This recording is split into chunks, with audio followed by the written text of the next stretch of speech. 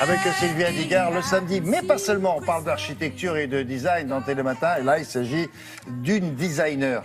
On dit comme ça? Bah oui. Bon, mais enfin il y a des spécialités chez ces personnes-là. Et elle? Elle est quoi? Designer ou sculpteur lumière. Sculpteur lumière. Oui. Mais elle sculpte la lumière? Non, elle sculpte l'objet. Eh bien, les deux, en fait, c'est ça, parce qu'elle travaille à partir du LED. Alors, elle s'appelle Sylvie Maréchal et elle est, pour moi, vraiment pile poil dans l'époque. Pourquoi? Parce qu'elle allie design, patrimoine et savoir-faire. Savoir-faire et innovation aussi. Parce que vraiment, tout commence pour elle en 2004. Elle vient du monde de la pub. Et en 2004, elle crée un objet qui s'appelle Smoon. Qui s'appelle Smoon. Smoon. Oui, Smoon. C'est une lampe nomade. Et en fait, elle gagne plein de prix. Elle est sur Maison et Objets en 2004. Donc Ouais, ça une lampe torche, cartonne. quoi. Oui, non, enfin...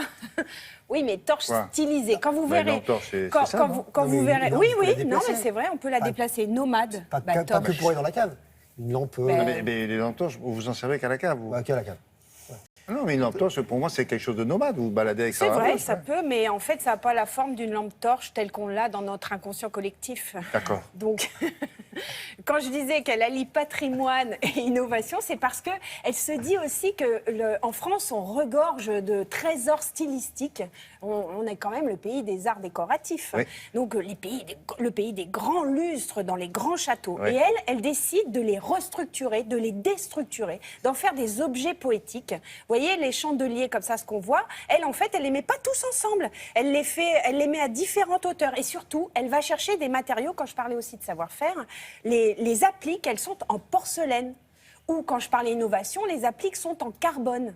Donc, elle a eu l'idée géniale. Et, Elle s'est spécialisée elle dans s'est spécialisée tout ce qui est clair, quoi. dans tout ce qui est clair. Et en ce moment, elle a une actualité très forte, puisque le dernier hôtel à Courchevel, autant vous dire assez luxueux, elle a un lustre monumental dans l'entrée.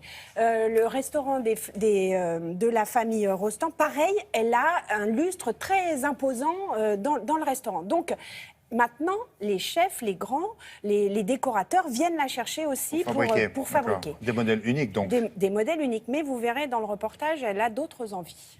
Regardez.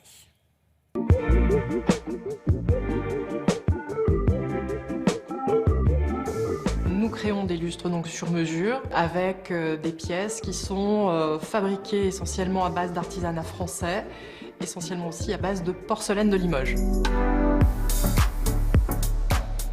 L'idée était effectivement d'avoir un matériau qui soit peut-être un matériau traditionnel fabriqué déjà depuis plusieurs centaines d'années en France et de l'allier à une technologie du 21e siècle qui sont les LED et de travailler sur la translucidité de ce matériau. Les sources d'inspiration sont avant toute chose les chandeliers des châteaux français. L'idée était de réinventer ces chandeliers passés et proposer quelque chose qui soit aussi possible en sur-mesure. Permettre de pouvoir dimensionner ces pièces comme on en a envie, comme on en a besoin, que ce soit pour un particulier ou que ce soit pour un hôtel, un restaurant. Ça a été aussi une découverte d'un atelier, qui est l'atelier Pierre Arquet, avec qui on a réussi à nouer une relation qui soit vraiment une relation de confiance, parce que c'est vrai que la porcelaine, jusqu'à présent, n'était pas vraiment travaillée dans le domaine de la lumière et que ça a été un point de départ. La porcelaine peut être travaillée comme des assiettes finalement et on peut avoir des finitions qui sont différentes. Donc on peut apporter aussi des décors qui peuvent être soit or pour avoir un côté très chic, très luxueux. Et puis après tout est possible. Donc on peut avoir du cuivre, on peut avoir du chrome, on peut avoir ce qu'on veut. Toutes les couleurs qu'on utilise dans les assiettes finalement on peut les réutiliser aussi sur des luminaires.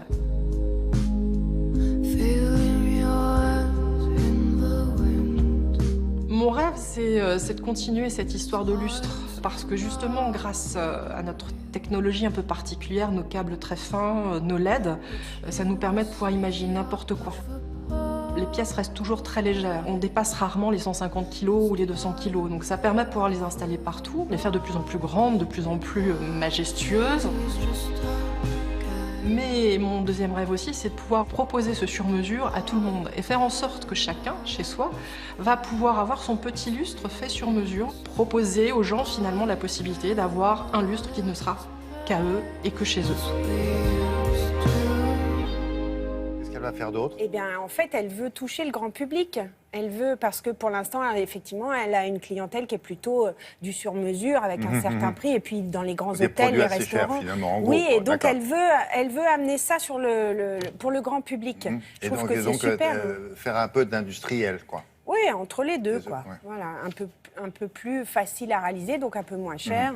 Parce que là, l'artisanat, ça a un coût, mais Vous c'est avez un coût raison de dire normal. tout à l'heure qu'elle sculptait. C'est plus Oui. proche de ça. Ouais. D'accord.